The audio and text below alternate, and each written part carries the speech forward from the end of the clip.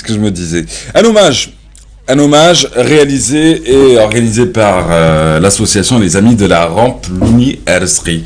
Un grand hommage d'ailleurs qui a été suivi par l'ami Boudbouda que l'on va suivre ensemble sans plus tarder dans la matinée. Allons-y. Ce matin très tôt et malgré le froid, les Algérois étaient nombreux à visiter le mausolée de Sidi Abdelrahman El-Tahalibi, le saint patron de la ville. Une visite rituelle renforcée par la célébration du Mawlid al-Nabawi al-Sharif. À l'intérieur du mausolée, femmes et hommes étaient assis, écoutant les versets du Saint-Coran. Du Madih était également au menu. L'association des Amis de la Rampe Louni Erzri ont également commémoré le 83e anniversaire du décès de l'illustre savant Mohamed Ben Chneb. Le Mouloud a toute une philosophie et cette philosophie, nous voulons commencer par un rite multiséculaire célébré par nos aînés, nos aïeux, ici à Sidi Abdelrahman. C'est le maître rituel de Sidi Abdelrahman. Et parallèlement à cela, l'événement coïncide avec un événement aussi majeur, qui est celui du décès, le 83e anniversaire du décès de Mohamed Ben Chneb. Mohamed Ben Chneb est un érudit, un savant de notoriété universelle, connu à travers le monde. Voilà 83 ans que nous quittait à jamais Mohamed Ben Chneb, ce prodige de Médéa qui, à l'âge de 20 ans, était déjà instituteur, puis professeur à la Madrasa à l'âge de 30 ans.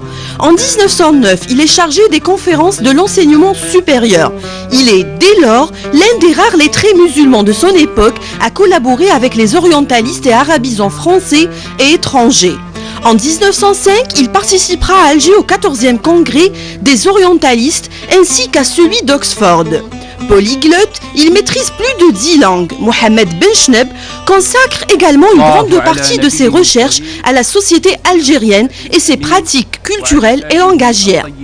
L'association a tenu à lui rendre un vibrant hommage en lisant une fatiha sur sa tombe au cimetière Sidi Abdelrahman El-Tahalibi. Alhamdulillahi Rabbil Alamin, Ar-Rahman Ar-Rahim, Maliki Yawmiddin, Iyaka na'budu wa Iyaka nasta'in. اهدنا الصراط المستقيم صراط الذين أنعمت عليهم غير المغضوب عليهم ولا الضالين آمين. C'était un érudit, un agrégé en lettres françaises et en lettres arabes, un polyglotte qui maîtrisait à la perfection 10 langues. Il passait d'une traduction de l'arabe au latin en passant du latin vers l'hébreu, au turc, au persan et ainsi de suite. Bon, alors, il avait une particularité, il avait une forme de résistance. Il démontrait cela subtilement, intelligemment, savant qu'il était comment? Par son habit traditionnel. Il avait son habit traditionnel authentiquement algérien. Eh bien, cet habit traditionnel, vous savez où il l'a mené? Il partait avec pour être membre du jury lorsqu'il a soutenu son agrégation. Au congrès d'Oxford, il a été invité, il a fait une intervention qui a laissé l'auditoire ébahi. Après la Fatiha, une virée s'imposait à la Madrasa d'Alger, à Tahalibiya, lieu où il enseignait aux côtés de Abdelhalim Ben Smaya.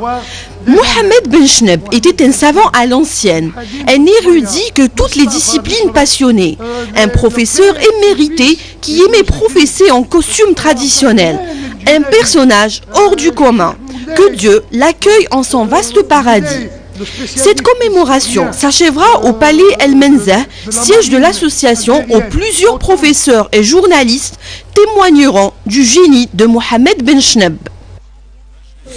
Hommage à Mohamed Ben Chneb réalisé donc par l'association Les Amis de la Rampe Louni Erzri avec d'ailleurs le témoignage dans ce reportage de l'ami Boudbouda de Lounis Aïtaoudi, qui est le président de l'association.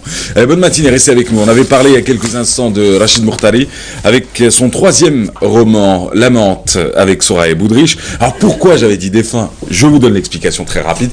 Parce que je pensais à Rachid Mimouni, tout simplement, c'était une juxtaposition des personnages et des auteurs. Bonne matinée encore une fois, restez avec nous, l'info continue sans plus tarder avec elle et